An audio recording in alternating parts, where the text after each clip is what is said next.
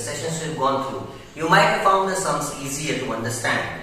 If you've done so, please make your friends subscribe the channel, and even you. That is the other section that I want to come from next lesson. Now, after the 7th lesson, we are going to begin lesson number 8, trigonometry. Now, we'll begin with the introduction of the particular topic. What is it? Where is it used? Now, trigonometry, it's from a Greek origin. It means trigonon, a triangle, and metron means measure. It is a branch. Now, trigonometry is a branch of mathematics that studies the relationship between the side lengths and angles of triangles. This field emerged in the Hellenistic world during the 3rd century BC from applications of geometry to astronomical studies. The Greeks, they focused on the calculation of chords. Now, chords means line segment joining two points of a circle. While mathematicians in India, they created the earliest known tables of values for trigonometric ratios, also called trigonometric functions such as sine, cos, tan, cosec. And Euclid and Archimedes studied the properties of chords and inscribed angles in circles. And they proved theorems that are equivalent to modern trigonometric formulae, although they presented them geometrically rather than algebraically. In 140 BC, Hipparchus from Asia Minor, he gave the first table of chords analogous to modern tables of sine values and used them to solve problems in trigonometry and spherical geometry. In the 2nd century AD, the Greco-Egyptian astronomer Ptolemy from Alexandria, Egypt, he constructed a detailed trigonometric table. Throughout history, trigonometry has been applied in areas such as geodesy, surveying, celestial mechanics, and navigation. Trigonometry is known for its many identities, as you can see on the board.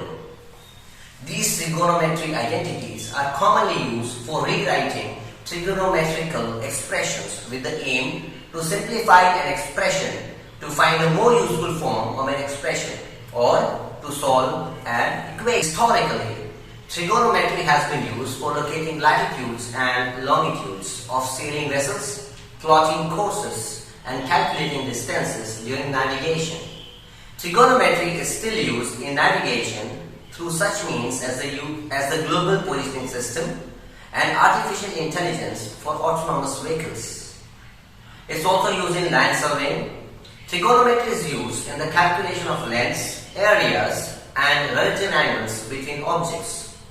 On a larger scale, trigonometry is used in geography to measure distances between landmarks. Trigonometry is also useful in many physical sciences, including acoustics and optics.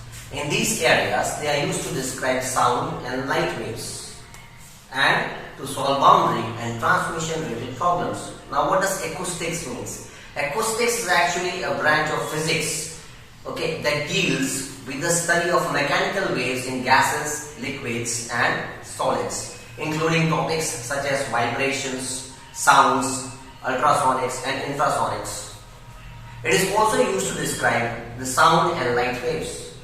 Joseph Fourier from France discovered that every continuous and periodic function could be described as an infinite sum of trigonometric functions. Even non-periodic functions can be represented as an integral of sines and cosines through the Fourier transform. It has applications to quantum mechanics and communications, among other fields. Now, as you can see on the board, I've got a list of trigonometric ratios. These are the ratios we found if theta is given to you. Then sine of theta, which ratios you have to take, cos of theta, tan theta, and cot theta. As you can see, we have got cosec. Cosec is the reciprocal of sine, sec is the reciprocal of cos, cot is the reciprocal of tan.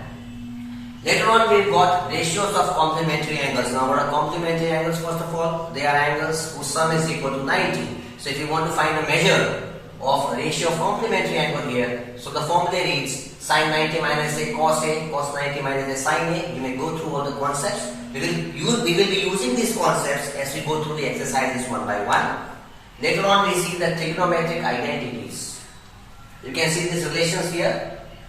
Most of them will be utilized in exercise 8.4. Okay, so I'll be teaching you, you can memorize them. I'll be teaching you how to utilize these points or these particular identities, these angles as well as these ratios as I solve the sums one after the other in the next videos.